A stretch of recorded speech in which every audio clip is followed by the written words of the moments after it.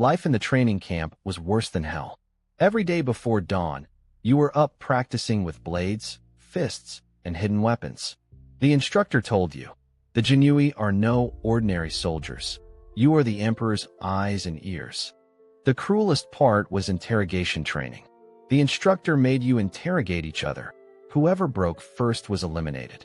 You clenched your teeth and endured 3 days and 3 nights without making a sound. After that, no one dared underestimate you. At 16, you officially became a Jinyiwei captain. The first day you put on the Feiyu robe, you stood before the mirror for a long time. Your father had been a common foot soldier his entire life, but you were already wearing the Feiyu. Your first mission was to tail a Ministry of Revenue official suspected of corruption. You staked out the tea house across from his home for 7 days, recording every person he met and every gift he received.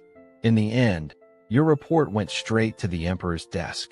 The first time you made an arrest, your hands were trembling. The corrupt official knelt on the ground begging, offering 100,000 taels of silver for his life. Your superior glanced at you. You gritted your teeth and snapped the shackles on. He patted your shoulder and said, "The first rule of being Jinyiwei, never go soft." You began frequenting the imperial prison, the Jinyiwei's underground dungeon, where few who entered ever walked out whole. You witnessed countless brutal punishments, finger presses, water torture, the tiger bitch. You told yourself it was all for the sake of the Ming Dynasty. In your early 20s, you cracked a major case. A feudal prince was secretly plotting rebellion. You infiltrated his estate for 3 months, posing as a gardener, and finally uncovered his secret correspondence with the Mongols.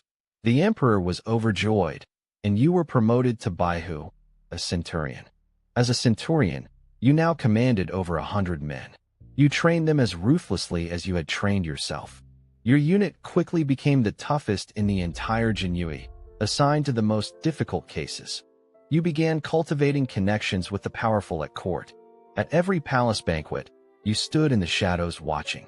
Who whispered to whom? Who glared at whom? This intelligence was worth more than gold. Slowly, you learned a truth. In this court, information is power. At 30, you became a Qianhu, a commander of 1,000. You could report directly to the emperor on the empire's most classified affairs. You owned a mansion in Beijing and married the daughter of a vice minister of war. Your father came all the way from Nanjing for the wedding, tears streaming down his weathered face. You began handling the great purge cases, the Hu Weiyong affair, the Lan Yu affair, tens of thousands implicated.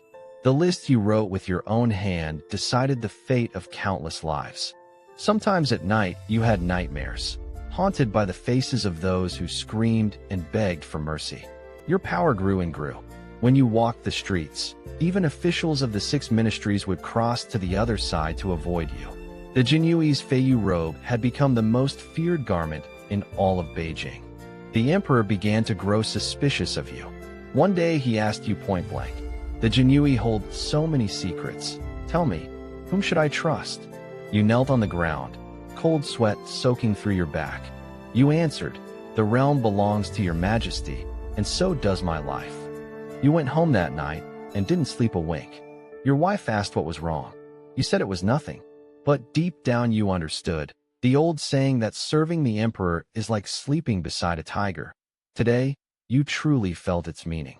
Sure enough, less than a month after surrendering the files, you were dismissed. The reason given: old age and failing health, unfit for continued service. Deep down you knew, this was already the best possible outcome. How many of your predecessors had met a peaceful end? The day you left Beijing, not a single colleague came to see you off. Sitting in your carriage, you looked back one last time at the Forbidden City, the place you had given most of your life to, and knew it no longer had anything to do with you. You returned to your old home in Nanjing and bought a small courtyard. Each day you tended flowers and went fishing. Your neighbors had no idea who you were, and you preferred it that way. The past was better left unspoken.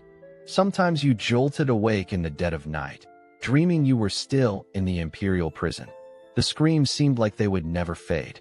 Your wife held you close and whispered that it was all over. But you knew, some things you carry for the rest of your life. Your son grew up. He told you he wanted to go to Beijing to take the imperial examinations and become a civil official. You didn't object. You only told him, no matter what kind of official you become, never forget one thing: your humanity.